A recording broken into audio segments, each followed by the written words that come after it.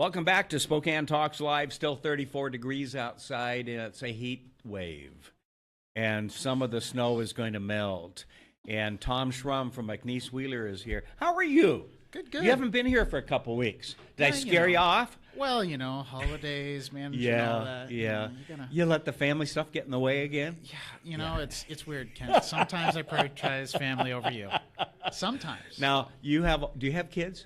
Yeah, one. One. Okay. Yep. She's under 2. So She's under 2. Oh, creeping Lord. up on it. Not There talking go yet. your nights. And Oh, yeah. Yeah. That's, sometimes when the bags are under the eyes, there's a reason for it. yeah, okay. I thought it was just my hounding you. Yeah, But, it's not just the carousing anymore.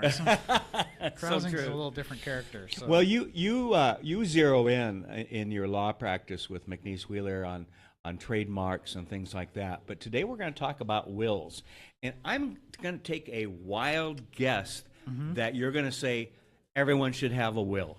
Yes. Okay. All right. Yeah, Shockingly. I know. I was going out on a limb, but okay, you didn't cut it off. No, it's part of being an adult. Yeah. Is getting your will set up, getting kind of your affairs in order, and No matter what size your estate is. no, it Right? doesn't. It doesn't matter. Yeah. and it's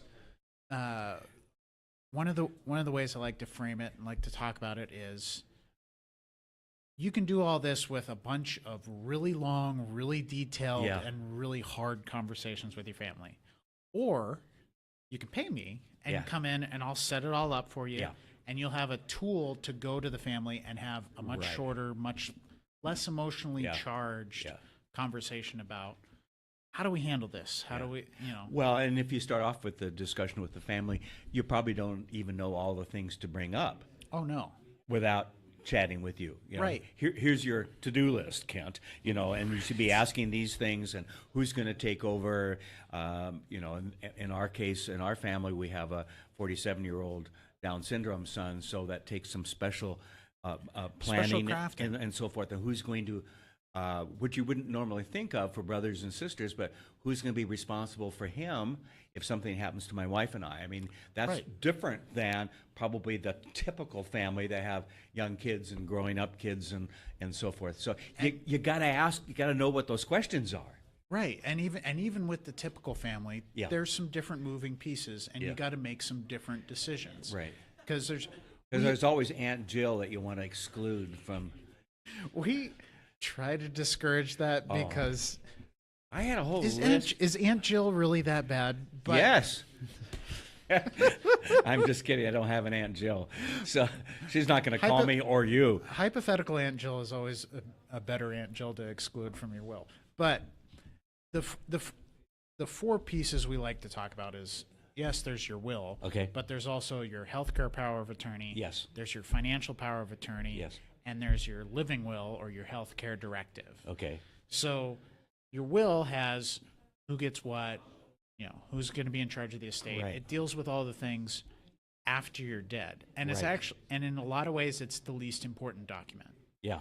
The other 3, and what you're talking about with your son, whatever kind of trust you set up with that, Right. the other pieces are actually usually what's more important and what okay. are going to have more use to you and make your life better Yeah. during your life. Right. Because the healthcare power of attorney is who makes healthcare decisions for me when I can't make my own. Yes. Now, usually it's going to be your spouse or someone else. And that's a document that someone Yeah. has that can say to the emergency folks or whatever, right? Yes. I have a nephew whose friend's father was having a heart attack, and the form he couldn't get to because the paramedics wouldn't let him come in. Right. And that's I another mean- thing. And that's another thing. Give the people a copy Yes. after you get it all set up. Right. Because he couldn't get to it. It was in the same room, but they would not let him in because they Now, were working on it. You'll need the original for certain things. Right. But in those kind of emergency situations, just have a copy. Yeah. Give them a copy. They'll love it. They'll know what's in it. They'll be able to think about it. They'll be able to ask you questions about it. Right. All this stuff is about making it so there's fewer panic or Yeah. Because because of Emergency a health situations. crisis or death or whatever, there's going to be enough pressure right. and enough Let's of a load on everybody. de-escalate. Yes, exactly. Let's de-escalate and let's prepare everybody so when your wife walks into the room, she's dealing with enough. Yeah. Let's let her I know think she's what going to be going. Yeah. Just like a little bit more of that morphine. Yeah. Not talking too much. Let's Put him out. Put him out of my misery. Right. Yeah, yeah.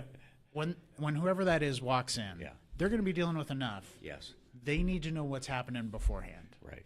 And it's just getting a couple of these simple documents done makes it easy, puts them at ease, and makes bad situations better. Well, it's like any big decision, and these are big decisions, Oh, really. absolutely. Take some planning.